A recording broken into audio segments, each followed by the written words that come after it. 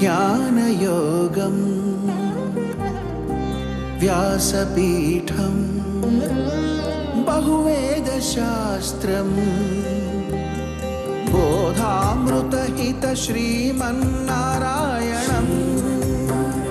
శివగౌరీ సంభాషిత సకల పురాణం అష్టాక్షరి పంచాక్షరి మంత్రావరణం అఖిల దేవతా సంస్తుతి పారాయణం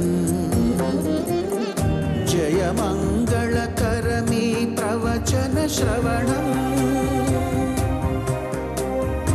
అనుదినము శుభము సుఖము జీవన గమనం దేవరాగం జ్ఞానయోగం ఆపదామపహర్తారం దాతారం సర్వసంపదాం లోకాభిరామం శ్రీరామం భూయో భూయో నమామ్యహం. జై శ్రీమన్నారాయణ. ప్రియ భగవద్బంధులారా, 6వ అధ్యాయం భగవద్గీతలో 26వ శ్లోకంలో భగవంతుడు అర్జునుడిని ఒక సాకుగా పెట్టుకొని మనందరికీ అద్భుతమైనటువంటి ఒక సందేశాన్ని ఇచ్చాడు. ఆయన సామాన్యంగా మనందరం ఎదుర్కొనేటట్టు ఒక పెద్ద సమస్య, దేని మీదైనా మనసు పెడదామని అనుకుంటే అక్కర్లేదు, ఎన్నో ఆ సమయంలో వచ్చే జ్ఞాపకంలో మనని రకరకాలుగా చెదరగొడుతూ ఉంటాయి. చాలా చికాకు వచ్చేస్తుంది మనకి. ఏదో జపం చేద్దామని కూర్చున్నాం, కృష్ణుని ఎదురుకుండా పెట్టుకున్నాం, కళ్ళు మూసుకుని కృష్ణ జపం చేద్దామని అనుకోవడం పాపం అంతే. అక్కడి నుంచి ఎన్ని రకాల కంసుళ్ళు అక్కడికి వస్తారో, ఎన్ని రకాల పూతనలు అక్కడికి వస్తాయో, ఎన్ని రకాల శకటాసురులు అక్కడికి వస్తారో మనకి తెలియదు. రకరకాలైనటువంటి ఆలోచనలు వచ్చి మొత్తం ఆ జపం అనేది సాగకుండా చేస్తాయి.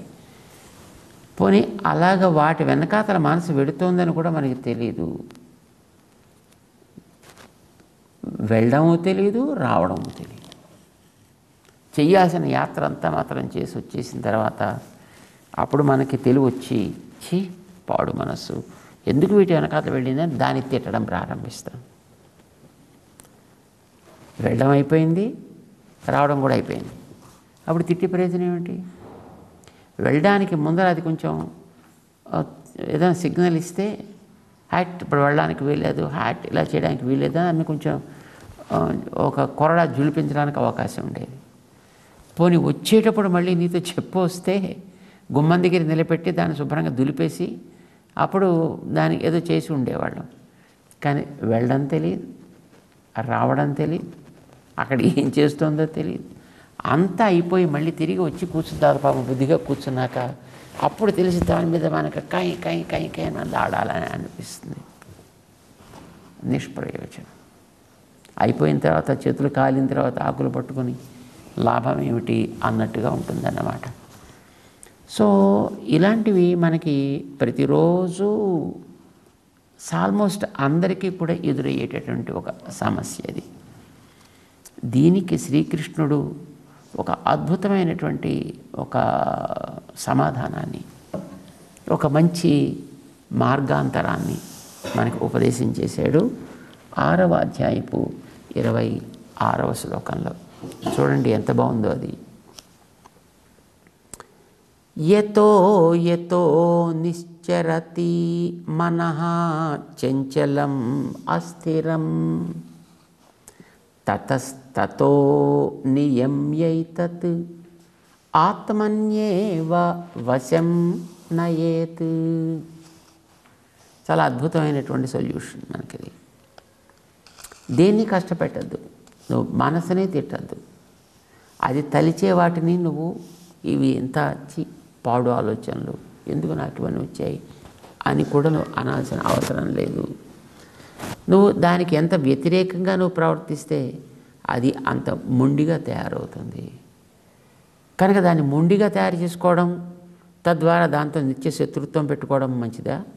దాన్ని నీకు అనుకూలంగా మలుచుకోవడం, అది నీకు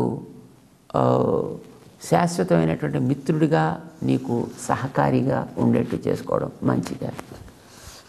శత్రుత్వం పెంచుకోవాలని ఎవడు అనుకోడు. ఒక సహకారి మనకి చేరితే మనతో పాటును మనకి ఇంకా మరింత ప్రయాణం సుగమము అవుతుంది అని మనందరికీ తెలుసు. కానీ ఏం చెయ్యాలి అనేటటువంటిది మనకి ప్రశ్న. దానికి మంచి సమాధానాన్ని శ్రీకృష్ణుడు 26వ శ్లోకంలో ఇస్తాడు. ఏంటది? యతో యతో నిశ్చరతి మనః.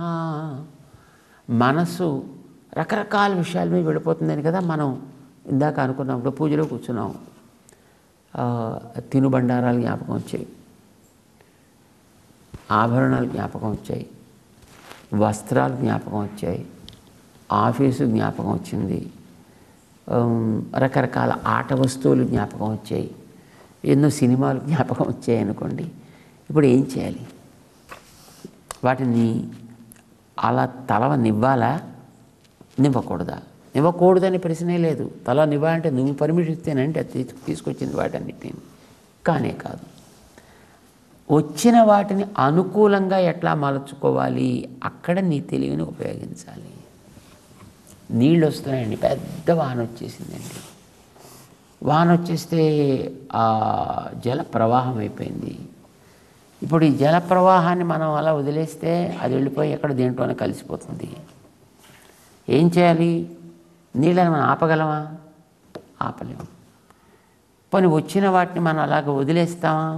వదిలేస్తే అవన్నీ వేస్ట్ అయిపోతాయి. ఇప్పుడు జలాన్ని పడనివ్వాలి, పడిన దాన్ని మనం వాడుకోగలగాలి. వద్దు అని అనడానికి వీల్లేదు. ఏం చేయాలి? వచ్చేటటువంటి జలాన్ని ఎక్కడ పడతాయో అక్కడ నువ్వు చక్కటి ఒక ఇంకుడు గుంటలు లాంటివి తయారు చేసుకోగలిగితే ఆ నీళ్ళన్నీ దాంట్లోకి వెళ్ళి నీ దగ్గర ఉండేటటువంటి భూగర్భ ఆ జల వనరులని పెరిగేటట్టు చేస్తుంది. మంచిది కదండి. అది పెద్ద పెద్ద కొండల మీద నీళ్లు కురుస్తాయి. వానలు కురిసినప్పుడు ఆ నీళ్ళన్నీ ప్రవహించి నేరుగా సముద్రంలోకి వెళ్ళిపోతాయి. వెళ్ళనివ్వాలా?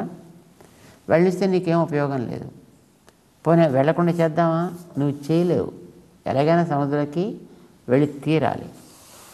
సాగరం ప్రతి గచ్చతి.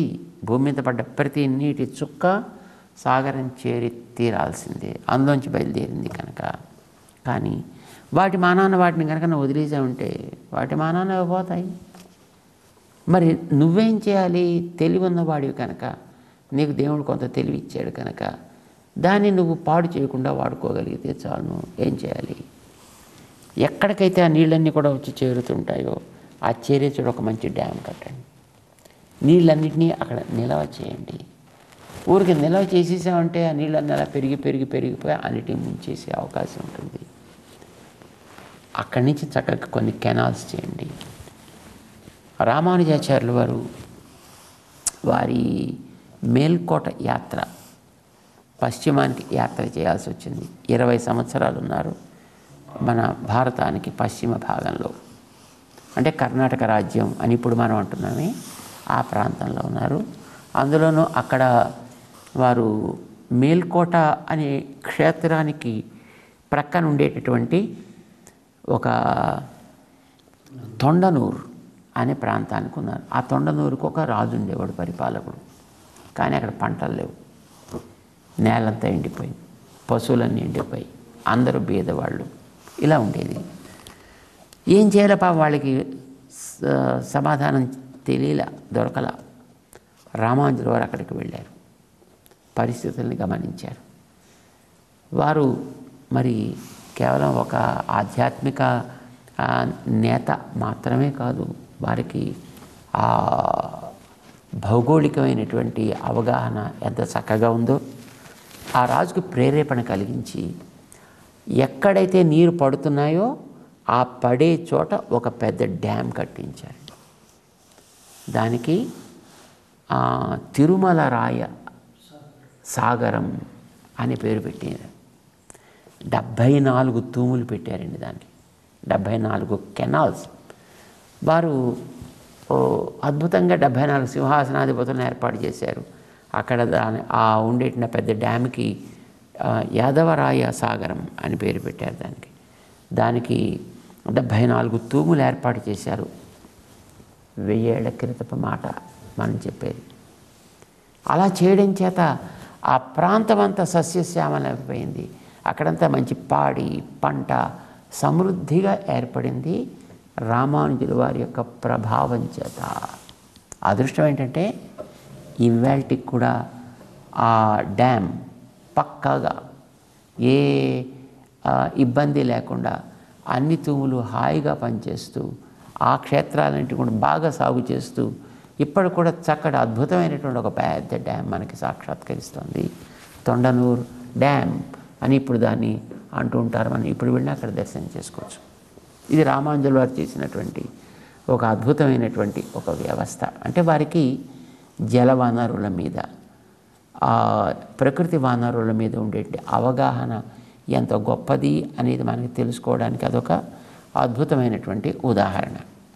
నీళ్ళని మనం నిలపాలి, కానీ నిలిపిన దానికి మళ్ళీ వాటిని ప్రవహించేటటువంటి మార్గాన్ని కూడా చూపించాలి. చూపిస్తే అది ఎన్నో రకాల ఉపకారం చేస్తుంది. అల్టిమేట్లీ మళ్ళీ సాగరానికి చేరుతుంది. కానీ ఆ వచ్చిన నీరు సాగరానికి చేరే మధ్య మార్గం ఎన్నింటినో అది బాగు చేస్తూ తన మానాంతాన్ని పెడుతుంది. ఇది మనిషి చేయాల్సిన పని. మన మనస్సుకైనా అంతే. మన మనస్సు ఏం చేస్తూ ఉంటుంది, అక్కడ వానలు కురిసినట్టుగా మన లోపల ఎన్నో రకాలుగా ఎప్పటి నుంచో పేరుకున్నటువంటి రకరకాల కర్మ బీజాలన్నీ కూడా నిరంతరం ఆ మనస్సు మీద వర్షంలా కురుస్తుంటాయి. ఏం చేయాలి? అలా కురవనిస్తే వాటి వెంట ఆలోచిస్తూ పోయి మళ్ళీ వెనక్కి తిరిగి రావడం అనేటటువంటిది ఉండదు. కానీ మనసు మనకి చేతుల్లో ఉండాలి. మనసుకు కావలసిన లక్ష్యమే 10 వెళ్ళాలి. దాని మీద స్థిరంగా నిలబడాలి. మరి ఇప్పుడు ఇవి వస్తుంటే వీటిని ఎదుర్కోవాలి. లక్ష్యం వైపు ఉండాలంటే ఏం చేయాలి? దీనికి మనకు ఉపనిషత్తు ఓ అందమైనటువంటి దృష్టాంతం ఇచ్చిందండి. యథాశకుని సూత్రేణ ప్రబద్ధ దిశం పతిత్వా అన్యత్ర ఆయతనం అలబ్ధ్వా బంధనమేవ ఉపశ్రియతే అంటుంది ఛాందోగ్యం అనేటటువంటి ఉపనిషత్ 6వ ప్రపాఠకంలో. మనసును పక్షితోటి పోల్చింది. ఈ పక్షిని నువ్వు చక్కగా చూడాలనుకుంటావు, ఆలోచనలు హాయిగా రెక్కలు విప్పుకుని ఎగరాలి అని అనిపిస్తుంది. దానివల్ల ఆ పక్షి యొక్క అందం నీకు తెలుస్తుంది. కానీ రెక్కలు విప్పుకుని అది ఎగిరేటట్టుగా నువ్వు దాన్ని వదిలితే మళ్ళీ నీ దగ్గర ఎందుకు వస్తుంది? దాని అది హాయిగా ఎగురుతూ పోతుందంటే. కానీ ఎగురుతూ పోవడానికి వీల్లేదు. ఆ అందం నువ్వు చూడాలి. దాన్ని మళ్ళీ నీ ఆధీనంలో నువ్వు పెట్టుకోగలగాలి. ఏం చేయొచ్చు నువ్వు అంటే దానికి ఒక చక్కటి స్థిరమైనటువంటి ఒక పోల్ కట్టవయా, ఒక లక్ష్యాన్ని ఏర్పరచు. దాంతో ఒక సూత్రం కట్టు. నీ ఆలోచన అనేటువంటి ఒక సూత్రాన్ని దాని కాలికి కట్టు. తెగకుండా ఉండేటటువంటి ఒక దృఢమైనటువంటి ఒక సూత్రాన్ని. ఇప్పుడు ఆ పక్షిని హాయిగా వదిలిపెట్టు. సూత్రం ఇక్కడ నీ దగ్గర చేతిలో కట్టి ఉంది, ఇక్కడ గాలి పటకలాగా. ఇప్పుడు ఆ పక్షి పైకి ఎగురుతోంది. దాని అందాలను చూడగలుగుతావు. ఇక నీకు చాలు అనిపించినప్పుడు లేదా అది అలసిపోయినప్పుడు దాన్ని జాగ్రత్తగా మళ్ళీ వెనక్కి తీసుకొచ్చి మళ్ళీ ఎక్కడైతే అది ఉండాలో అక్కడ దాన్ని ఆపిపెట్టు. పక్షికి నువ్వు స్వాతంత్ర్యాన్ని ఇచ్చావు. ఆ పక్షి అందాన్ని నువ్వు చూడగలుగుతున్నావు. తిరిగి అది మళ్ళీ నీ ఆధీనంలో ఉండేట్టుగా నువ్వు చేసుకోగలుగుతున్నావు కదా. మనస్సును కూడా అట్లానే. దీని ఏం చేయాలి? ఇది ఏదో ఒక దాని మీదకి వెళ్ళిపోతూ ఉంటుంది. రకరకాల వాటి మీదకి అది వెళ్ళిపోతూ ఉంటుంది. వెళ్ళనివ్వను అనడానికి వీల్లేదు. ఎందుకు వెళ్ళామని కోప్పట్టడానికి వీల్లేదు. దాన్ని ఎటు వెడుతోందో అటే వెళ్ళని. అది కృష్ణుడు చెప్తున్నాడు దీనిలో. యతో నిశ్చరతి మనః చంచలం, ఎప్పుడు నిలకడ అనేది దాంట్లో ఉండదు. అస్థిరం, ఒక దాని మీద ఉండదు. దాని ఒక రకంగా ఉండదు. దాని మీదే అనేక రకాలుగా తిరుగుతూ ఉంటుంది. తిరగని ఏం చేయాలి ఇప్పుడు అంటే తతస్తతో నియమ్య ఏతత్, దాన్ని నీవు ఆ మార్గంలోనే వెళ్ళనిస్తూ ఆత్మన్యేవ వశం నయేత్, దాని ఆత్మయందు అది నిలకడగా ఉండేటట్లుగా చేయవయా. ఎట్లా చేయాలి అనడానికి మా ఆచార్యులైనటువంటి పెద్దజీర స్వామి వారు ఒక అద్భుతమైనటువంటి ఒక మార్గాన్ని సూచిస్తూ ఉండేవారు. ఉదాహరణకి నువ్వు పూజలో కూర్చున్నావు. ఇప్పుడు నీ మనస్సుకి మెల్లిగా స్వీట్ స్టాల్కి వెళ్ళిందండి. వెళ్ళి అక్కడి నుంచి అందులో ఉండే రకరకాల పదార్థాలను చూడడం ప్రారంభించింది. దానికి అవంటే ఇష్టం, చూస్తుంది వాటిని. నువ్వు దాని ఇష్టాన్ని కాదంటావా, వెళ్ళొద్దంటావా? నీతో చెప్పలేదు, నీ పర్మిషన్ దానికి అక్కర్లేదు, వెళ్ళిపోయింది అది. ఇప్పుడు ఏం చేయాలి? నువ్వు వెనకాతల వస్తున్నావు, నువ్వు చూస్తావు అని అనుకుంటే అది దొంగతనంగా వాటిని ఆస్వాదించేటటువంటి ప్రయత్నం చేస్తుంది. కనుక అలా చేయకు. దాని వెనక నువ్వు కూడా తతస్తతో నియమ్య, దాని వెనక నువ్వు కూడా వెళ్ళిపో. నీకు కావాల్సింది భగవంతుని మీద నిలబడాలి. మనసు నువ్వు కోరుకునేది అదే కదా. అంచేత భగవంతుణ్ణి నీతో పాటు తీసుకుని మెల్లిగా ఆ మనసుతో పాటు నువ్వు కూడా బయలుదేరు. ఏం చేయాలి? బయలుదేరి స్వీట్ స్టాల్కి కదా అది వెళ్ళింది, స్వీట్స్ని కదా చూడాలనుకుంది. నువ్వు వెనకాతలు దాన్ని ఏమైనా కంట్రోల్ చేస్తావా అని అంటే అది ఒప్పుకోదు. దానికి కావాల్సింది ఏదో నువ్వు ఇస్తానంటే నీ మాట హాయిగా వింటుంది అది. నిజానికి అది అక్కడ స్వీట్లు లేవు, నువ్వు తినేది లేదు, రెండూ లేవు. ఇది కేవలం సంకల్పంతో జరిగిందే కదా, భావంతో అది వెళ్ళింది. కనుక వెళ్ళొద్దు అని అనకు. ఇప్పుడు నువ్వేం చేస్తావు? దాని వెనక నువ్వు కూడా నీకు కావలసినటువంటి ఆ భగవాన్ మూర్తిని కూడా తీసుకువెళ్ళి మనస్సుతోటి చెప్పు, హే మనస్, దానికి స్వీట్స్ కావాలా?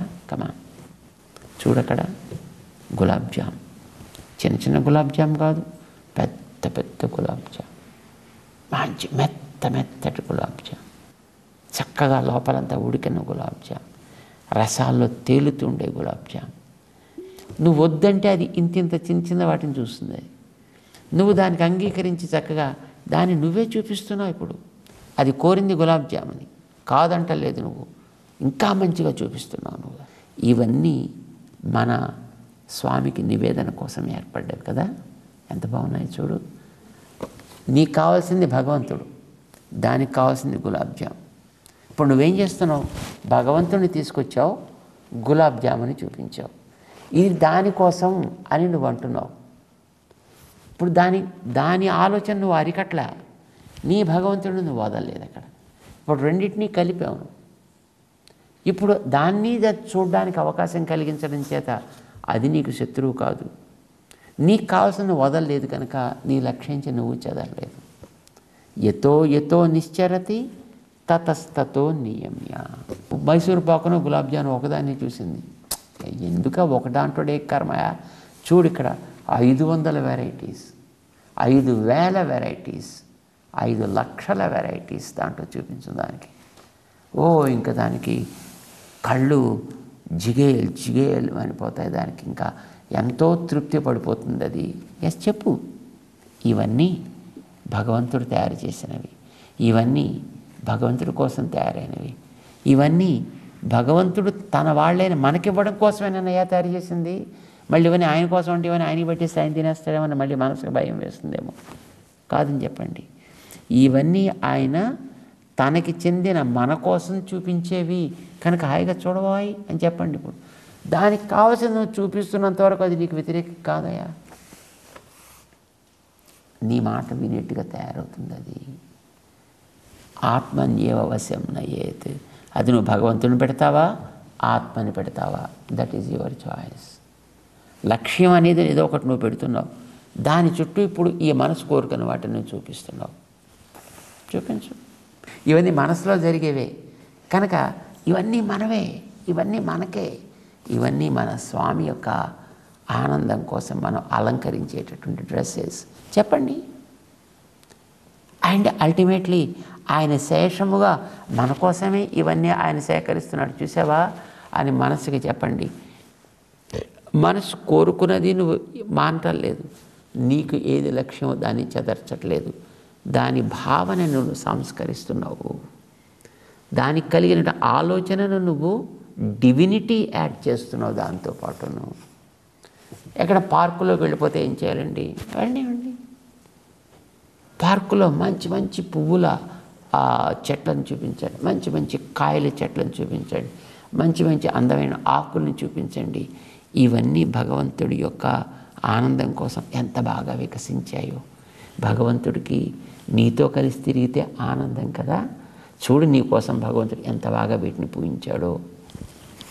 దానికి కావాల్సింది ఆ ప్రకృతి అందం, దాన్ని నువ్వు చూపిస్తున్నావు.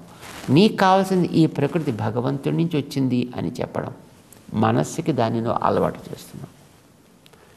మనస్సు దొరికేలాగా కకృతి పడే అవసరం లేని స్థితిని నువ్వు కలిగించి ఉన్న వాటిల్లో అద్భుతమైనటువంటి విభూతిని నువ్వు చూపిస్తున్నావు దానికి.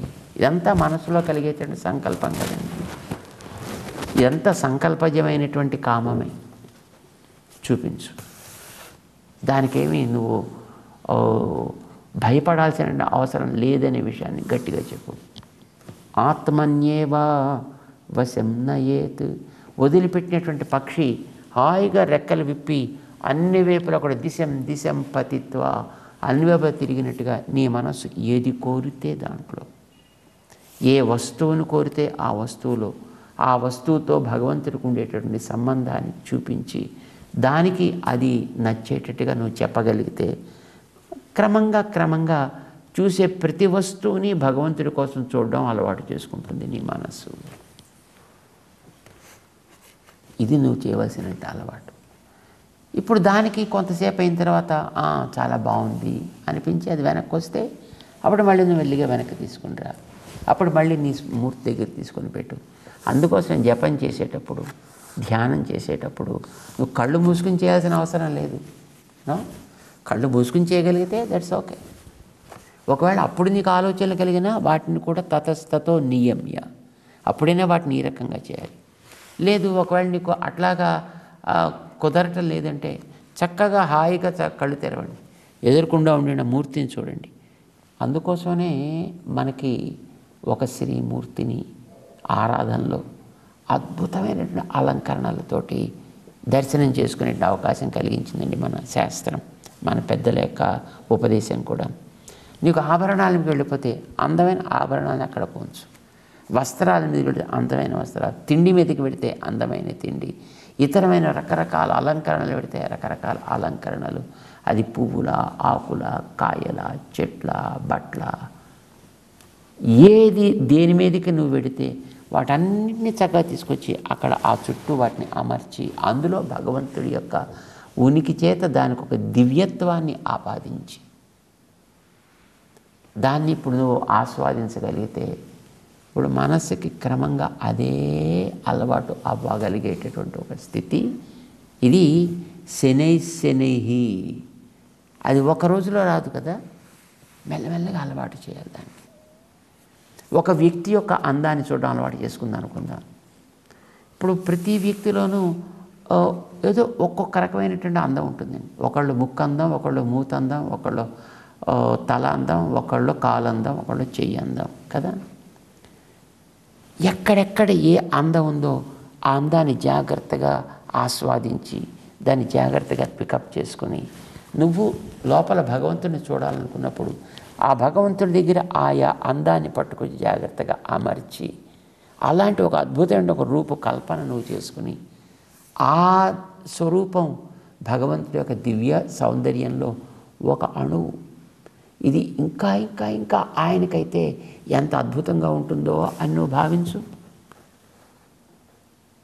అందాన్ని చూడడం కూడా అప్పుడు నీకు దోషం కాదా, అది కూడా దివ్యమైనటువంటి స్థితిని పొందగలిగేట్టుగా నువ్వు దాన్ని తయారు చేస్తున్నావు.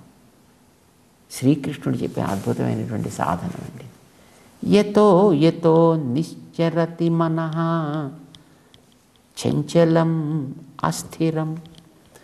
మొట్టమొదటి దానికి కుదురంటూ లేదు, ఒక వస్తువు మీద ఉండదు. అందుకోసం నువ్వేం చేస్తున్నావు, ఒక వస్తువు మీద కుదురు లేని మనస్సుకి నడక నేర్పుతున్నావు. శ్రీ విగ్రహం అక్కడ నువ్వు దాన్ని పెట్టు. ఇప్పుడు కదలడం అలవాటు కనుక దాన్ని మెల్లిగా కదిలించు. పాదాలు, ఆ పాదాల పైన మెల్లిగా నడుము పైన వక్షం, ఆ పక్కన చేతులు, ఆ పక్కన కంఠం, ఆ పక్కన ఆయనకు అధరం, నాసిక, నేత్రం, లలాటం, ఆయనకు అద్భుతమైన కేశపాశం. చంచలం అనేటటువంటి దానికి స్థితి కనుక దాన్ని నువ్వు చంచలంగానే అట్టే పెడుతున్నావు. కానీ అది ఒకచోట స్థిరంగా ఉండేట్టుగా ఒక మూర్తి యందు అనేక రకాలైనటువంటి భావనలు దాంట్లో, అనేక రకాలైనటువంటి అవయవ సౌందర్యాన్ని ఒకటి భావిస్తున్నాం. అక్కడి నుంచి మళ్ళీ మెల్లిగా కిందకి రా, మళ్ళీ కింద నుంచి మళ్ళీ పైదాకా రా. తిరిగే అలవాటు ఉండే మనస్సుకి తిరగడం ఆపట్లేదు. ఆపితే అది ప్రమాదం. ప్రవహించే నీళ్ళని ఆపేస్తే స్టాగ్నేటెడ్ వాటర్ పాడైపోతుంది. ప్రసరించే గాలిని ఆపితే అది మనకి సఫకేషన్ కలిగిస్తుంది. చంచలమైన మనసును ఆపితే అది కూడా నిన్ను చికాకు పెట్టేస్తుంది. కనుక దాన్ని ఆపకు.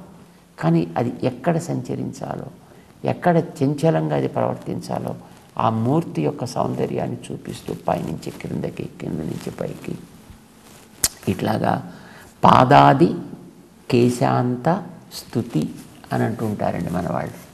ఆయన ఇంకా పాదాల దిగించి కేశం దాకా, కేసించి మళ్ళీ పాదం దాకా, ఇలాగా చంచలం అస్థిరం దానికి 2 లక్షణాలు ఉన్నాయి. కనుక వాటిని నువ్వు సాటిస్ఫై చేయగలిగేట తతస్తతో నియమ్య, ఆయా రకంగా అన్ని అందాలని తీసుకొచ్చి అక్కడ మనం చేర్చుకుని దాన్ని కనుక సేవించగలిగితే మనస్సు దాంట్లో అది ఉపరమేత్, అక్కడ ఆనందాన్ని పొందగలుగుతుంది, అక్కడ అద్భుతమైనటువంటి తృప్తిని అది పొందగలుగుతుంది. ఇది మనం చేయాల్సినటువంటి ధ్యానపు క్రమము అంటూ 26వ శ్లోకంలో శ్రీకృష్ణుడు అర్జునుడికి చేసిన ఉపదేశం మనందరికీ కూడా అభ్యసించతగినది. ప్రయత్నం చేసి చూద్దాం. మన మనసుని ఆ రకంగా నడిపేటటువంటి కృషి ఆరంభం చేద్దాం. జై శ్రీనారాయణ.